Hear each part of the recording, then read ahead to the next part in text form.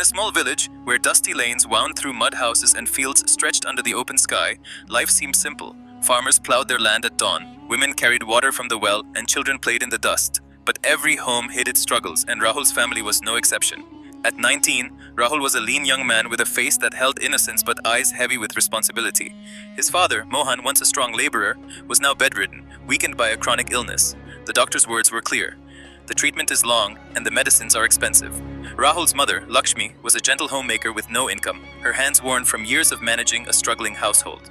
Priya, Rahul's 15-year-old sister, was the family's spark, studying at the village school and dreaming of college. But money was scarce. The family often borrowed to pay the electricity bill or pawned jewelry for Mohan's medicines. Rahul had been a bright student, dreaming of becoming an engineer, studying in a big college, and changing his family's fate. Yet, poverty forced him to set those dreams aside. After high school, Rahul moved to the city, taking a low-paying job at a private company. His $120 monthly salary was a lifeline for his family. He rented a cramped room in a noisy slum, furnished with a creaky cot, a rusty fan, and a small table. The $30 rent, food, and travel costs left him with just enough to send $70 home each month. Lakshmi used it for rations, Priya's books, and Mohan's medicines. It was a fragile balance, but it kept them afloat. At night, Rahul stood by his window, staring at the city's towering buildings, imagining himself in a suit, working in a sleek office. But his job was far from glamorous, carrying files, entering data, running errands. It wasn't the path to his dreams, only a means of survival. Alone in his room, a question gnawed at him. Will I be stuck like this forever, torn between duty and my dreams? In the city, Rahul befriended co-workers who lived for the moment. They spent their salaries on food, drinks, and fun, gathering at the canteen during lunch. Rahul's simple tiffin of roti and curry drew their teasing. Rahul, you call that food? Come with us. At first, he resisted, but the promise of escape pulled him in. They went to local eateries, where the aroma of biryani and the clink of glasses dulled his worries. A drink here, a cigarette there, it felt like freedom, but it came at a cost. His savings shrank as $20 out of $25 went to these outings, reducing what he sent home to $50 or less. The thrill was fleeting, and guilt began to creep in, whispering that he was failing his family. Rahul's life became a blur of work and fleeting distractions. The city's shine faded as an emptiness grew inside him. He wondered if he should return to the village, but the thought of his father without medicine and Priya's dreams fading kept him in the city. One day, at the canteen, he sat alone with his roti and dal. Across from him was Shankar, a 50-year-old worker with a weathered face and wise eyes. Noticing Rahul's tired expression, Shankar smiled. Always the same food, huh? Rahul nodded. It's what I know, uncle. Shankar asked about his life, and Rahul shared his story, the village, his father's illness, his mother's struggles, Priya's ambitions. He skipped his recent spending habits, but Shankar's gaze seemed to see it all. I was your age once, Shankar said.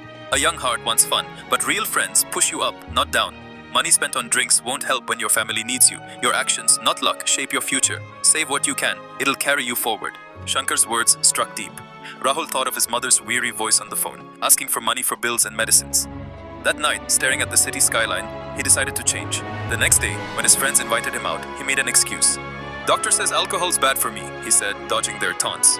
They laughed, calling him a monk, but he walked to the canteen, eating alone. It wasn't easy. Temptation tugged at him, but Shankar's advice echoed. Real friends lift you up. Rahul started saving $6 a month, a small but meaningful step. A week later, he called home. Ma, I'm sending more this month. Get Dad's medicines. Lakshmi's voice cracked with gratitude. You're our strength, Rahul. The relief in her words was worth more than any night out. Priya chimed in. Bhaiya, I got new books.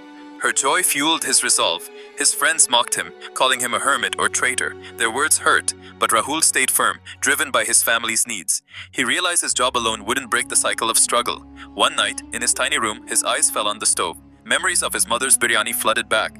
The warm spices, the love in every bite. An idea sparked. What if I sell biryani? With his small savings, he bought rice, spices, and a tin container. That night, he cooked his first batch, following Lakshmi's recipe. The next evening, he set up a wooden cart at a busy street corner, nervous but hopeful. The first day was humbling. A few customers bought biryani, but half went unsold. Rahul gave the leftovers to stray dogs, who wagged their tails in thanks. Doubt crept in. Is this a mistake? But as he packed up under the stars, a quiet resolve grew. I'll keep going. Failure is just the start. Rahul's days became a double shift, office by day, biryani cart by night. At work, exhaustion showed and coworkers teased. Late night parties, Rahul? He smiled, hiding the truth, fearing his boss might fire him if he learned about the cart. The job was still the family's lifeline, but the cart was his hope for more. Running the cart was tough. Costs for rice, chicken, spices, gas, and the corner spot added up. Some days, sales barely covered expenses. Rahul kept a notebook, tracking every penny. Today's a loss, but tomorrow might be better, he'd write. He called Lakshmi for tips. Ma, how did you make your biryani so special? She laughed. It's the love, Rahul. Cook with heart. He tweaked the recipe daily. Better rice, balanced spices. Customers noticed. "This biryani's got something special," one said. Another grumbled. Rice was undercooked. Rahul listened, determined to improve.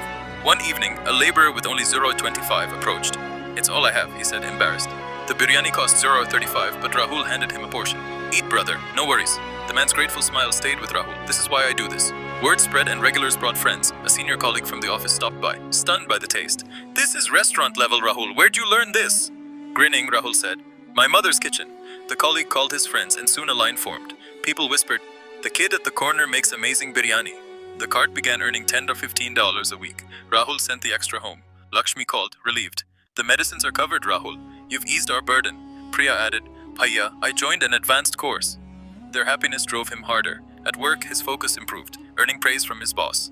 "You're stepping up, Rahul." He stayed humble, serving every customer with respect. Extra rice for an elderly man, a free portion for a hungry child. One evening, a well-dressed man, likely a businessman, approached. "Your biryani's incredible. Why stick to a cart? Open a shop, I can help." Rahul's heart raced. A shop was a dream he hadn't dared voice. That night, he lay awake, weighing the risks. "Can I do this? What if I fail?" The stars outside seemed to urge him forward. "This is your chance." Rahul saved every penny, took a small loan from a trusted supplier, and rented a modest shop in the market. It was simple. 4 walls, a counter, a stove, but to him, it was everything.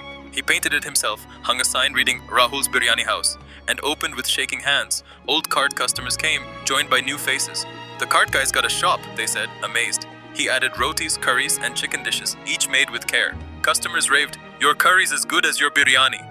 The shop grew busy, but challenges came. Rahul hired a local boy only to catch him stealing cash. Instead of firing him, Rahul confronted him kindly. "If you need money, ask. Trust is everything." The boy, ashamed, never stole again. Daily hurdles tested Rahul. Suppliers delayed, prices rose, and some days, sales dipped. He worried, will customers leave? But he asked for feedback, adjusted prices, and stayed patient. Learning the business had its ups and downs. His old friends showed up mocking, "Big shot now, huh?" Rahul served them, but said firmly, "You're welcome, but I've chosen a different path." They left quietly, their taunts fading. The shop's success changed his family's life. Rahul paid off debts, bought the shop, and built a solid house in the village. Lakshmi wept, "No more leaky roofs."